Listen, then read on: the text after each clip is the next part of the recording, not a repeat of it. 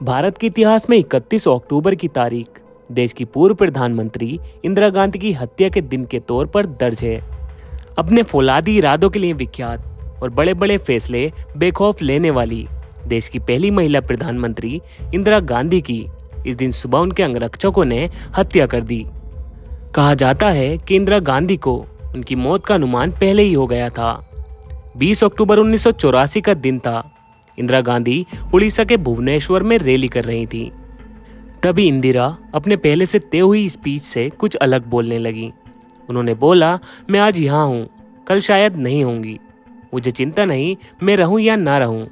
मेरा लंबा जीवन रहा है और मुझे इस बात का गर्व है कि मैंने अपना पूरा जीवन अपने लोगों की सेवा में बिताया है। मैं अपनी आखिरी सांस तक ऐसा करती रहूंगी और जब मैं मरूंगी तो मेरे खून का एक एक कतरा भारत को मजबूत करने में लगेगा। इसके 24 घंटे बाद 31 अक्टूबर 1984 के दिन शाम को ये खबर आती है कि देश की प्रधानमंत्री इंदिरा गांधी नहीं रहीं। आज हम आपको इंदिरा गांधी की मौत के उन 5 खौफनाक घंटों के बारे में बताएंगे कि आखिर उस दिन क्या हुआ था और इंदिरा गांधी की हत्या क्यों की गई थी।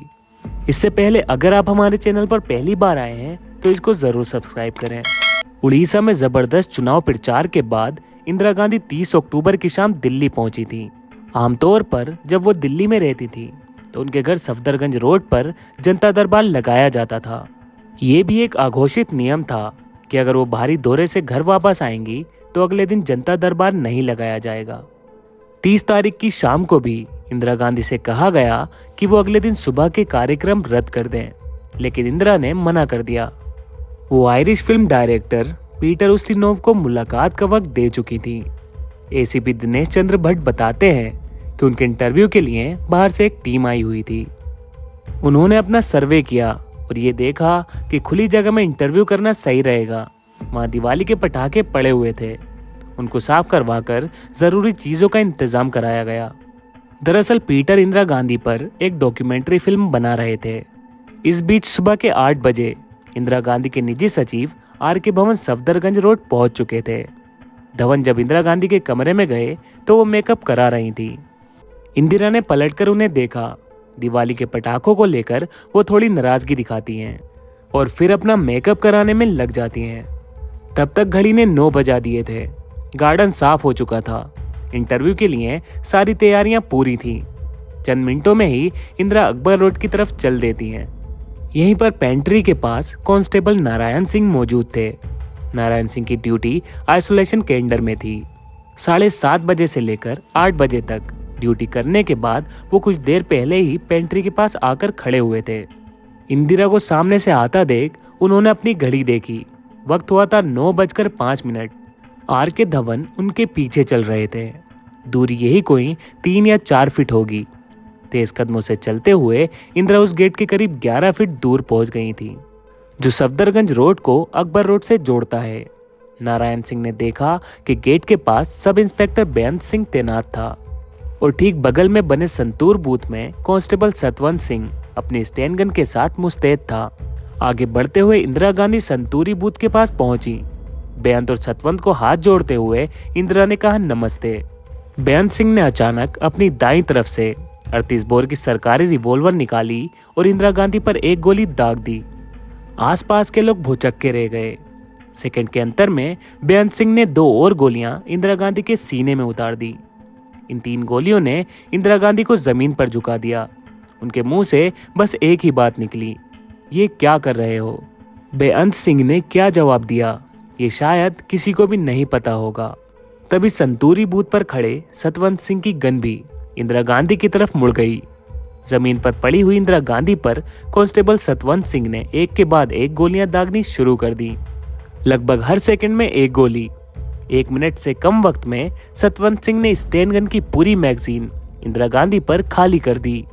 स्टेन गन की 30 गोलियों ने इंदिरा गांधी के शरीर को भून कर रख दिया। उसी समय बेअंत सिंह और सतवंत सिंह दोनों ने अपने हथियार नीचे डाल दिए और बेअंत सिंह ने कहा, हमें जो करना था हमने कर दिया, अब तुम्हें जो करना है तुम करो। तभी नारायण सिंह ने आगे से कूदकर बेअंत सिंह को जमीन पर पटक दिया। पास के गार्ड रूम से आईटीबीपी के जवान दौड़ते हुए आए। उन्होंने सतवंत सिंह को अपने घेरे में ले लिया। वैसे तो उस जगह हर वक्त एम्बुलेंस खड़ी रहती थी, लेकिन उस वक्त उस एम्बुलेंस का ड्राइवर वहां मौजूद नहीं था। इतने में इंदिरा गांधी के राजनीतिक सलाहकार माखनलाल ने चिल्लाते हुए कार निकालने के लिए कहा। इंदिरा गांधी को जमीन से आर.के. धवन और सुरक्षाकर्मी दिनेश भट्ट ने उठाकर सफेद एम्बेसडर कार की पीछे वाली सीट पर रख दिया। आगे की सीट पर धवन, माखनलाल और ड्राइवर बैठा। जैसे ही कार चलने वाली थी, तभी सोनिया गांधी नंगे पांव अपने ड्रेसिंग गाउन में मम्मी मम्मी चिल्लाते हुए भागते हुए आई। इंदिरा गांधी की हालत देखकर वो उसी हाल में कार की पीछे की सीट पर बैठ गई। उन्होंने खून से लथपथ इंदिरा गांधी के सर को अपनी गोद में ले लिया। कार बहुत तेजी से एम्स की तरफ बढ़ी। 4 किलोमीटर के सफर के दौरान कोई भी कुछ नहीं बोला। सोनिया गांधी का पूरा गाउन इंदिरा गांधी के खून से गीला हो गया था। कार 9:32 पर एम्स पहुंची। वहां इंदिरा गांधी के ब्लड ग्रुप ओ नेगेटिव का पर्याप्त स्टॉक था, लेकिन सफदरगंज रोड से किसी ने भी एम्स को फोन करके ये नहीं बताया कि इंदिरा गांधी को गंभीर अवस्था में वहां लाया जा रहा है। इमरजेंसी वार्ड का गेट खोलने और इंदिरा गांधी को कार से उतारने में 3 मिनट लगे। वहां पर एक स्ट्रेचर तक मौजूद नहीं था। किसी तरह एक पहिए वाला स्ट्रेचर का इंतजाम किया गया। जब उनको कार से उतारा गया तो इंदिरा गांधी की उस हालत को देखकर वहां तैनात डॉक्टर घबरा गए। उन्होंने तुरंत फोन के जरिए एम्स के वरिष्ठ कार्डियोलॉजिस्ट को इसकी सूचना दी। मिनटों में वहां doctor Guleria, doctor M Kapoor और डॉक्टर एम बलराम पहुंच गए। इलेक्ट्रोकार्डियोग्राम में इंदिरा गांधी के दिल की मामूली गतिविधियां दिखाई दे रही थीं, लेकिन उनकी बॉडी कोई रिएक्ट नहीं कर रही थी। उनकी आंखों की पुतलियां भी फैलती जा रही थीं, जो संकेत था कि उनके दिमाग को क्षति पहुंची है।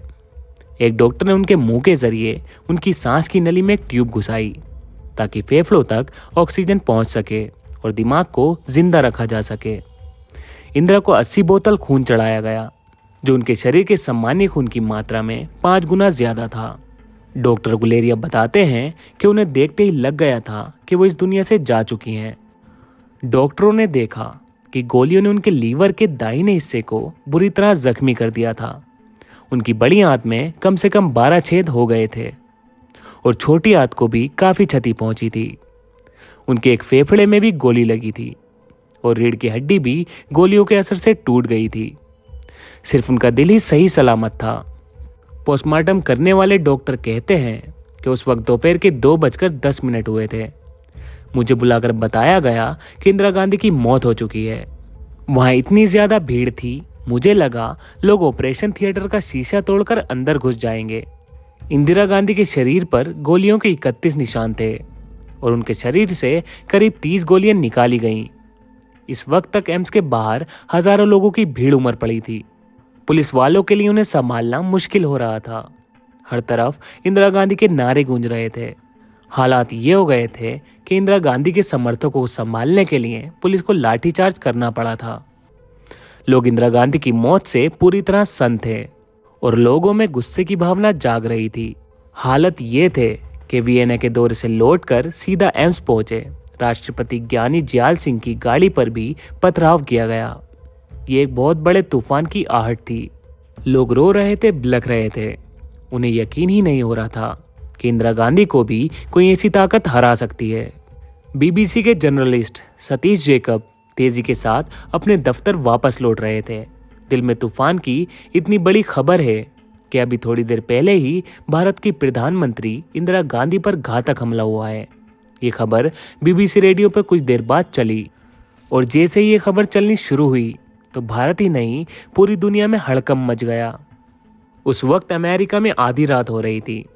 जानकारी के मुताबिक राष्ट्रपति रीगन को आधी रात में इंदिरा गांधी की हत्या की खबर दी गई। अमेरिका से लेकर रूस तक हड़कंप मच गया था। इधर देश के तमाम बड़े शहरों के अखबार हरकत में आ गए थे। 31 अक्टूबर 1984 की शाम 4 बजे तक दूरदर्शन की आकाशवाणी पर इंदिरा गांधी की मौत की कोई खबर नहीं थी। हालात ये थे कि अखबार की कॉपी बाजार में पहुंचते ही हाथों हाथ बिक रही थी। अपने ही अंगरक्षकों द्वारा गोली मारे जाने के लगभग 4 घंटे बाद करीब 2:23 पर इंदिरा गांधी को मृत घोषित कर दिया गया। लेकिन सरकारी प्रचार माध्यमों से ये खबर शाम को 6 बजे के करीब दी गई। किसी ने क्या खूब कहा है, जब धोखा किसी और से मिले तो बदला भी लिया जाए। जब अपने ही गैर बन जाए तो क्या किया जाए। तो ये थी इंदिरा गांधी की मौत की कहानी। अगर आपको ये वीडियो पसंद आई है तो लाइक करके ज़रूर बताएं और आगे ऐसी अन्य वीडियोस के लिए आप हमारे चैनल को सब्सक्राइब भी कर सकते हैं।